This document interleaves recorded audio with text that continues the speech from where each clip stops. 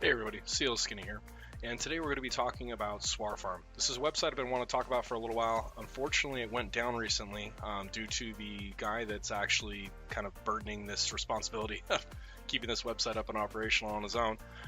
It went down, but it's back up again, and it's a really cool online resource that I find to be really helpful with this game. It can be useful if you have exported your Swarfarm or Summoner's War data. You can actually import it into Swarfarm. It makes sorting through your monsters a little bit easier. You can also use it to find runes and things of that effect. But if you don't have access to the exporter, you can't get it to work, you can still use Swarfarm to find things. You can look up monsters' abilities based on their leader skill, or if they have an AoE, defense break, or whatever may have you. So let's go ahead and get into some of the cool things that we can actually do with Swarfarm. As I mentioned earlier, if you have the exporter and you've used it, you can actually import your data into Swarfarm. It's very easy. All you need to do is first you need to go to swarfarm.com and create an account, and then from there, once you're logged in, you'll have an import function, and then you'll be able to actually import SW.json, and as listed here based on the Summoner's War exporter. So once you have your data imported, you can actually go to the site and look up monster data based on your monsters or just based on the general bestiary. Now keep in mind, this is somebody's pet project, so sometimes the website is a little bit slow, especially as it gets closer to free rune removal days. It definitely starts to slow down a lot, so bear in mind with that, but it is still a very useful resource. And so let's go ahead and step through some of the functions and how they work. So right now I'm actually looking at my profile, so this lists off all my monsters. There's a couple of ways you can list it. Sometimes I actually like going through the list mode. When you do it in list mode, it'll actually list all your monsters based on when you summon them, because there'll actually be a summoned on date. So sometimes I kind of like looking through that to see when I summon a monster. It kind of makes me, feels a little nostalgic about, oh yeah, I remember when I got that Annabelle, because that was my first Nat 5. So, and again, like I said, sometimes the site's a little bit slow. This is somebody's personal pet project, so it's not something that's like corporate funded like summonerswar.co or anything like that. So here I've listed it off by list view, and you can actually see a summon on date, and if it looks like it actually did it chronologically based on oldest to newest, so you can see your monsters there. So that's kind of a cool little thing to look at every once in a while. When you're actually looking at the monster view, it gives you a breakout, the name of the monster, how many stars it has, what its max level is based on that, what element, archetype, attack, support, etc., and then when it was summoned. Also, how many waking materials it's going to take to awaken it in the event that it's not awakened. And then you'll see this little icon over here. This is kind of useful. This is a fusion icon. So let's go ahead and get into some of the things you can do with the filter functions. So if I go to filters, and let's say I wanted to find any monsters that were fusion food. So I'd just toggle yes, and then I'd say monsters that are element, let's say fire. And then there we go. And then I hit apply, and it's going to query my monster database and find all my monsters that fit that criteria. So you can see them all here. Makes it nice and easy when you're trying to sort out things for fusion. One of the things, I kind of hoard monsters a little bit, so I tend to try and find monsters that aren't fusion. So one of the things I will do is I'll go in here and I'll actually flip this the other way around. I'll say not fusion food is a natural star of 3 or below, and then we'll say level, let's go ahead and just do level 1, because I don't want to, anything that I've leveled up past level 1 I'm probably going to use to morph into the next stage for some sort of food. So let's say if I'm looking for 3-star food, I'll just go ahead and I'll go, okay, let's go ahead and filter. So we're doing nat 3s that are level 1 and that are not fusion food. And I can see all this here, and so I notice there's a lot of light dark here, so maybe I want to limit those out. And so I'll say, give me the primary elements. Fire, wind, water. And we'll do it again, and then from there I'll actually get the results that I'm probably looking for. So I'll say, oh cool, I've got all these little monsters here, these can all be food for the next max 3 stars. That way I can flip those over, make some more 4 stars, and make more fodder accordingly. There's also other cool functions here. You can look up things based on abilities. So one of the things I've talked about in past streams is that people get caught up in the minutia of like, I need to have monster X in order to accomplish objective Y. While that is true to an extent, there's a missing factor that it's not a need. You can have other monsters fill the gaps of certain monsters. You just need to know what that monster is providing and how to overcome it.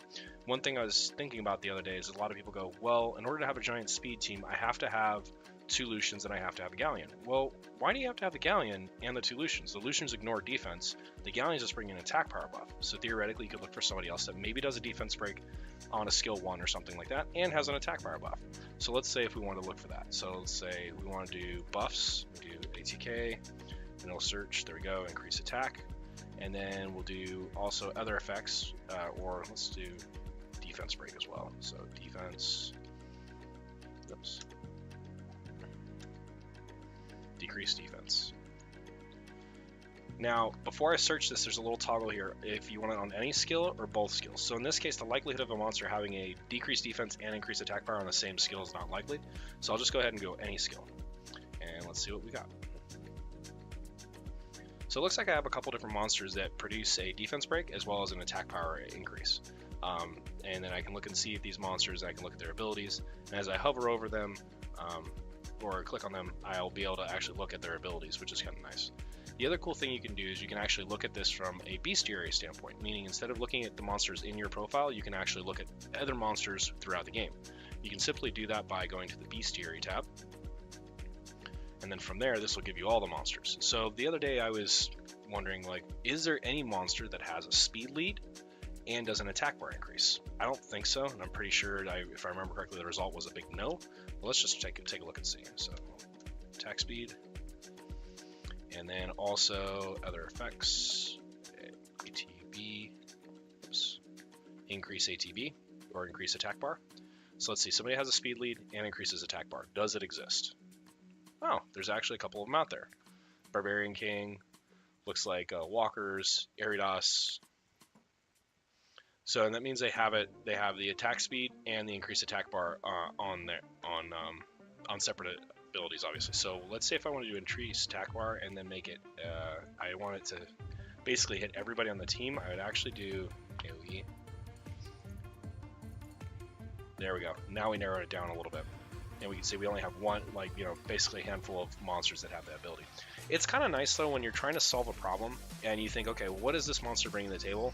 How can I replace that with another monster? Again, to the point we mentioned earlier, it's not always about this is the only way to solve the problem. The beautiful thing about Summoner's War is that there's probably 1,000 or so monsters, and there's probably 10 million ways to solve, the maybe 10 or 15 problems that come through PvE. Obviously, PvP gets a little bit more complex, but I think this encourages you to start thinking a little bit more about what you're doing as opposed to saying, oh, well, I need to go summon X or I need runes for Y. Well, what is it that thing's bringing to the table, and is there something else that does something similar? So now we've kind of covered a little bit about how to find monsters in here, as well as looking for skills and everything like that. And then some of the cool things, like I said, the nostalgia aspect. Like I like sometimes going through and looking at my monsters when I summoned them and kind of remembering, oh yeah, I had that big summoning session. That was a lot of fun. The other thing that's actually very useful that will be coming back soon is the ability to for data logs. So what will happen is that people can actually run the exporter while they're playing all the time, and then it will actually log the data to Swarfarm, and then you can use that to actually look and see like what the drop rates are in a particular dungeon for, say, scrolls or maybe runes or whatever may have you, and you can make some calculated decisions of maybe should I farm R4 versus R5. Now, a lot of streamers have actually done like the hard work, and they actually went through and documented like, oh, I did 100 runs and I got this many runes or this many grindstones. This data will all be there. And you could just query it instead of having to rely on somebody else to do it for you. And then maybe you can look and say, okay, well, I know I'm not always going to get those legend grindstones or legend gemstones, but how frequently is it dropping heroes, and how frequently is it dropping mystical scrolls out of R4? Does it make it worth it, or is it just a bunch of mana? So things like that will be very helpful with the data logs once that's returned. I have seen it in the past prior to the site going down, and it was very, very helpful to allow me to make educated decisions on what I'm going to farm and where the most benefit was. Another thing you can actually do with Swarfarm is you can actually look at your runes. So I find this incredibly helpful on free rune removal day. Now, within the runes in Summoner's War, there's an efficiency rating that's based on the statistics of the rune and obviously the max rolls of that rune. So for instance, a rune, let's say a slot 6 rune with flat HP on it, if it has ideal or it has good substats, can actually be a very efficient rune. Now, whether that rune's really good for you or not is totally different. Most likely it's not, because flat HP doesn't really do anything unless you're focusing on world boss.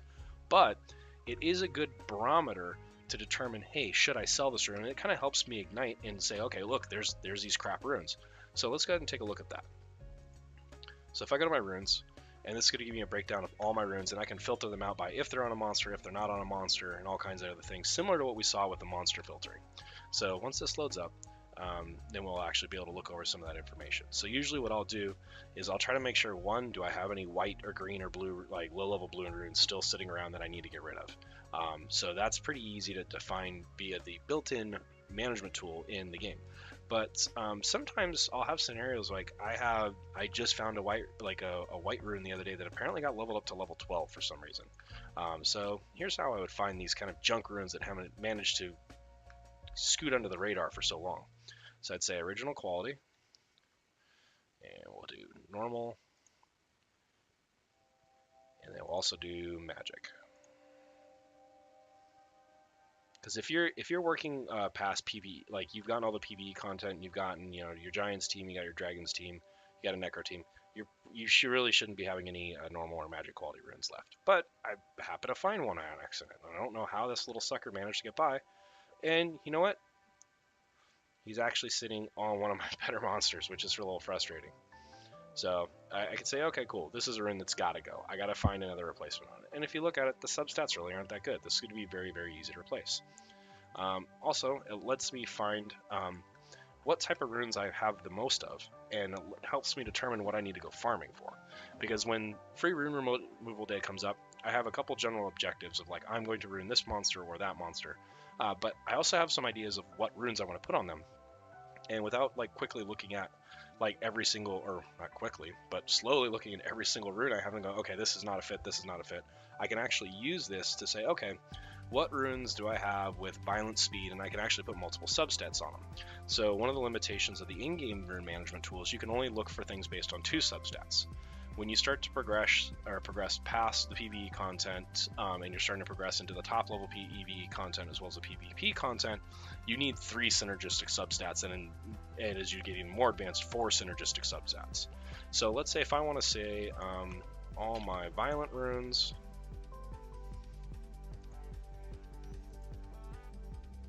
oops.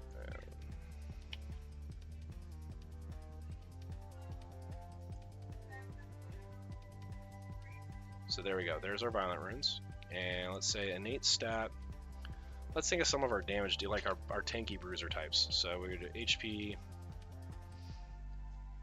defense,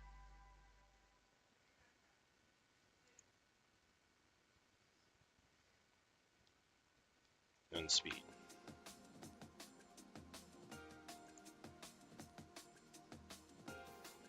So now we're going to find all of our violent runes that have HP percentage, defense percentage, and speed on them. You wouldn't be able to find that with the in-game management tool because you can only search for 2 substats as opposed to 3. In this case, I can actually search for 4 if I wanted to, or more. It will actually discern the difference between innate and substats, which we made a mistake. We just did innate stat, and we actually meant substat. So let's do that again. Let's see, HP. All right, and then we want them 1 or more.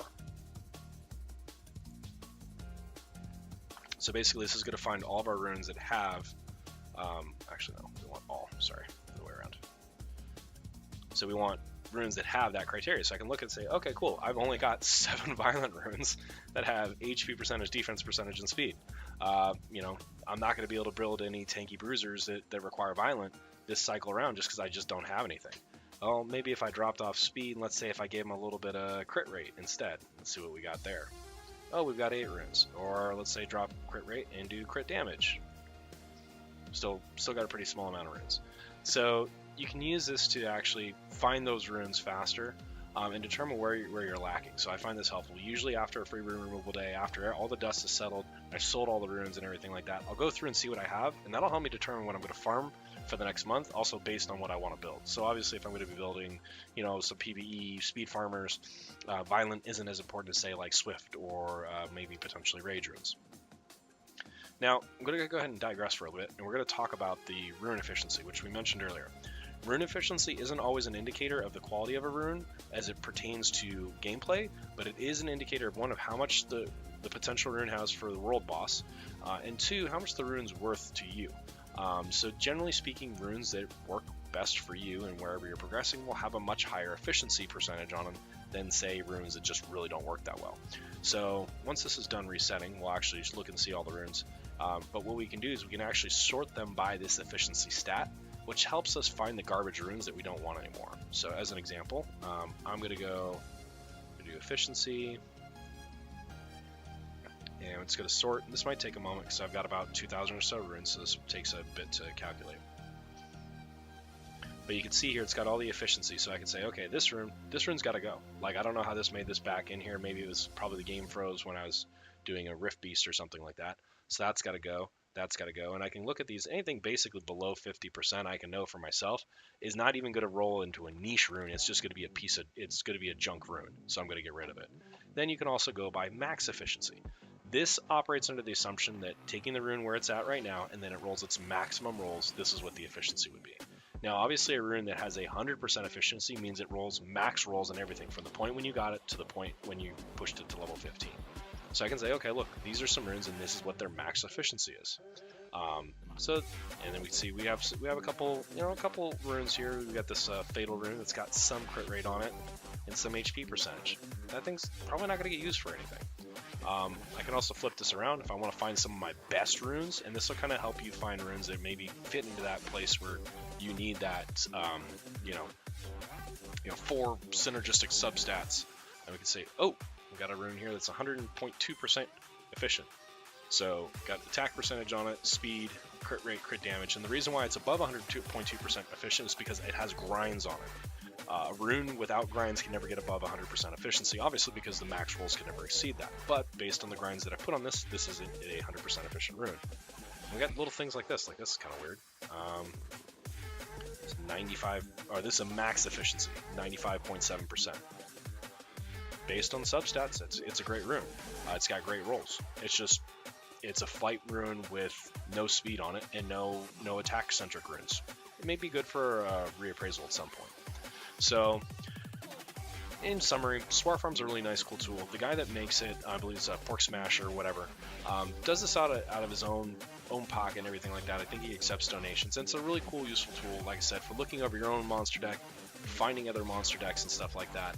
There's other functions in here too, like you can actually build out teams. I haven't yet to rebuild my team since the most recent data crash, but what you can do is you build out your teams. It shows you all the different debuffs and everything like that. And then you can like put some notes, like this team is 92% reliable on Giants 10. So if I wanted to make a team, I'll just go add a group. I'll say Giants, we'll call it GB10. So GB10, and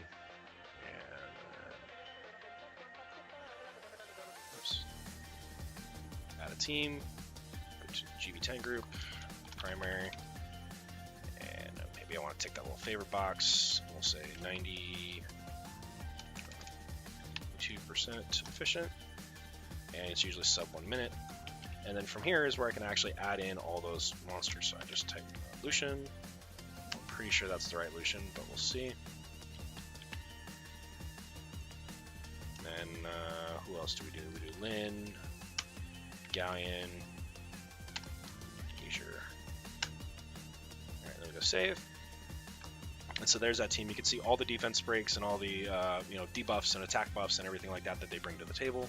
Then I hover over the monster and I can actually see, okay, so this is the wrong Lucian. I can tell because the runes aren't leveled. This is my third Lucian. So if I want to go modify this guy, let's go ahead, edit, and no, it's the third Lucian. There we go. Double check him. Yep, that's that Lucian. That's the fatty Lucian, and there we go. And so then I can know what it's bringing in there. As an example, you can do this with Rift Beasts. If you're ever looking to see like, hey, what does what's my Rift team doing? You can see what debuffs you're missing, which is very, very important in Rift Beast. And in turn, you can send this information over to other people. So if I wanted to send this link to somebody else and say, hey, what do you think of this team? They can take a look at it, and they don't have to have a Swarfarm account, which makes it nice and easy to analyze things. Also, it makes it very, very helpful at least for people like me, I really like helping people. And if somebody was to send me like, oh hey, what should I 6-star next? Well, I don't know what you've already 6-starred. I don't know what you're working on. So if they had their teams built out and their their monster box and everything like that, I can look at it and go, okay, cool. You've got this Giants team, you've got this Dragons team, and here, okay, yes, this will be a good next 6-star because this will help progress in your Giants and your Dragons team, and maybe even potentially your Toa team. So a lot of this information is very helpful. It's got a lot of good information sharing, and again, it's all free, so it's super easy. I put together a video on how to use the Summoner's War exporter, so you can export this data and then import it into Swarfarm. And as mentioned in that video, there's actually an automatic link in there where you can actually use an API key, and it just automatically uploads the data. You can get that API key from your profile here, and there it is. So you can see it, and I'll obviously regenerate it after this this video, because then we don't want anybody uploading stuff into my account. So in summary, really cool website, super useful, helpful for looking at monsters, trying to find what other monsters can be helpful for your progression, runes, sorting, and all kinds of other things. So glad that we took some time to actually share this with everybody, and I hope everybody can get a lot out of this. If you guys like the video, just make sure to go ahead and throw me a thumbs up, subscribe with that little bell, and you guys will get notifications whenever we release new videos. And in turn, if you want to check us out on Twitch, we stream twice a week on Mondays and Thursdays, and then always near free room removal as well at twitch.tv/CLSkinny91. All right, take it easy, everybody.